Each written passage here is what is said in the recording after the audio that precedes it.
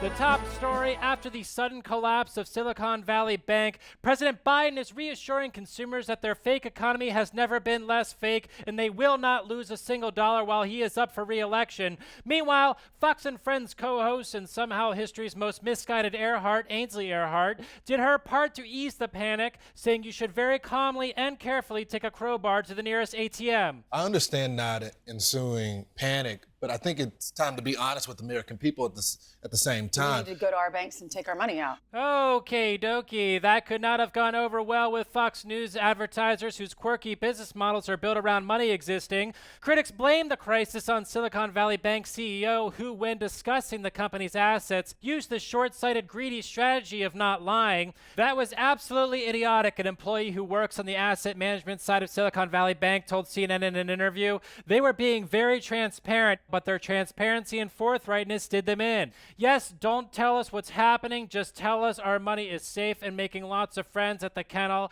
Oh, there's my money. Who's a good money? Look at that Who's going to be guy. over-leveraged by the greedy bank?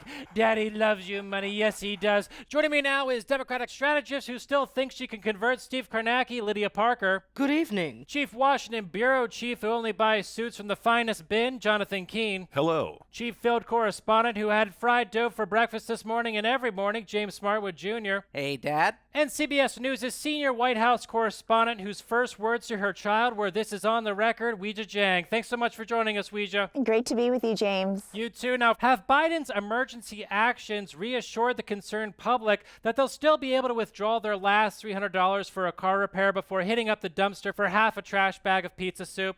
Well, that was certainly the president's goal as he made remarks about this Silicon Valley Bank collapse. And he really had one message, which is to stay calm and not to panic. And he wanted to reiterate that even though depositors in this case would be made whole and they would have access to all of their funds to pay the bills, to pay employees, that the shareholders would not be protected, the investors would not be, and the people in charge of this bank would not be either. You know, it's so reassuring that the fundamentals of our economy are strong, and the entire system only crashes overnight every 7 years. All I know is that we must do everything we can to support the tech companies that turn us into hyper-stressed, overworked, jitterbrained chimps. Yes, absolutely. Now look, the worst thing we can do now is panic and cause a run on the banks, which is why we will now play calming music and footage. There. Isn't that nice? Okay, this country is definitely going down, and when it does, I get to keep all these chairs. Well, I want to keep the chairs. Let's start an alliance and split them. That's fine with me. I'm fine with that. Okay. I don't want to stand during the economic Armageddon. I want a chair, too. You're not getting a chair. Yeah, we don't always get what we want, Keene. Well, what are you going to do with 3 chairs? Barter them. You trade them. For spices. For nutrients. And oils. Okay, I have a pouch of saffron. How many chairs is that worth? That's Half like a chair. a leg of a chair. A leg of a chair. Max. 1/100. Okay.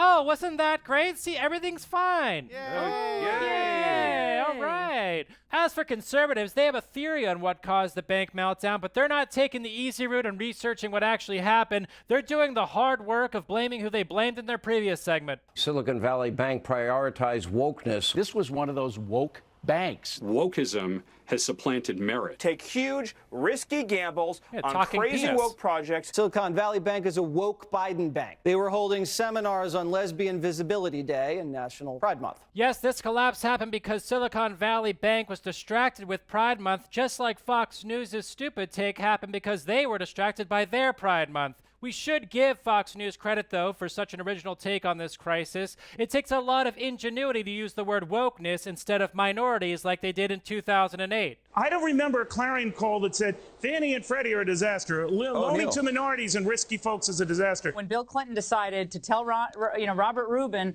to rewrite the rules that govern the Community Reinvestment Act and push all these institutions to lend to minority communities. I don't disagree with you. Democrats, they forced these banks through the Community Reinvestment Act to make these risky loans. Look at HUD yesterday admitting 5 million illegal aliens were given mortgages. Look, Weijia, it's a pretty simple story here. Obviously, the woke mob convinced the bankers to hire lobbyists to convince government to deregulate the banks. Am I missing anything here?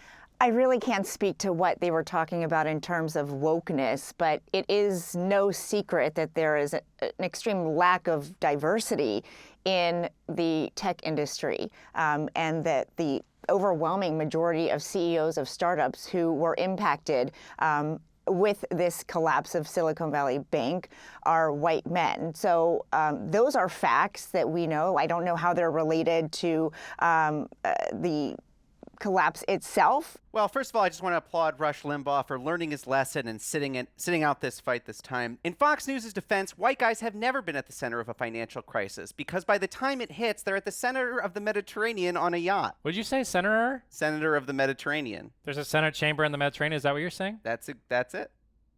All right, let's move on with the show. Wokeism caused the Great Depression. I mean, we've all seen that famous photo of Wall Street bankers in 1929 reading articles by Ibram X. Kendi the day before the market crashed. If I could just jump in here, what is that? Oh, that's actually always been there. It was not there before the bank run. Is that your money? That would be all of my money. Yeah, sure. Okay, but you texted me and said we would not take out our money or we'd be selfishly causing mass panic. That's right. And then you took out your own money. I did. Well, it seems a little selfish. Oh, Dad, yeah, that reminds me. I got out all my money like you said. Oh, yeah, me too. Not now, guys. So you told everyone but me to take out their money. Look, just everyone on my text thread with Junior, Lydia, and Weijia. Okay, I want on that text thread. Okay, it all comes out. You don't care about having to move into the bus station. Of course I do. You care about being on our secret little text thread. I care about all of it, James. All right, fine. Weijia, are you okay with us putting Keen on the text thread? You do not have to say yes. I really have to think about it, Keen. I'm not sure at this point. Oh, sorry. Weijia, I really need this. But we can thread. text separately. That was the biggest mistake of your life, Kill Weijia. your phone, Weijia. Kill it dead forever. Thanks for the advice. I just might do that.